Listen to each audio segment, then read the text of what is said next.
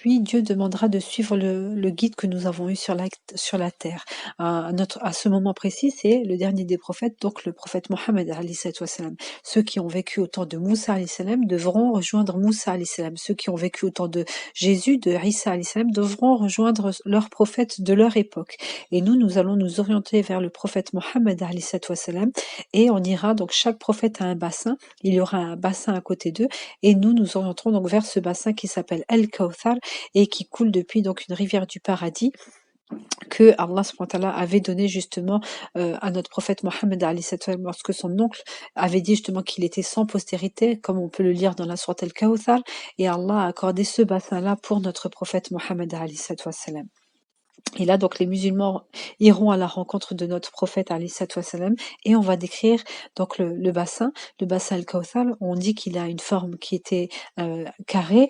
Il était donc très très grand. C'est un grand fleuve. On dit que son eau était blanche et qu'elle est douce, que son eau est douce comme le miel. Elle a une odeur de musc. Il y aura donc autour de ce bassin-là, il y a des verres où nous pourrons donc nous rafraîchir, car cette eau-là est très fraîche. Il y a également donc des canaux qui sont en or et d'argent, et c'est ce qui alimente donc le bassin de la rivière Al-Kawthar. On dit qu'il y a également donc des oiseaux qui seront à proximité, et surtout donc l'élément clé, c'est que celui qui pourra boire de cette eau-là, eh ben il n'aura plus jamais soif durant ce jour qui va être très long. On a vu, ça va être un jour qui va durer 50 000 ans, le temps de juger toute la création d'Allah subhanahu wa ta'ala.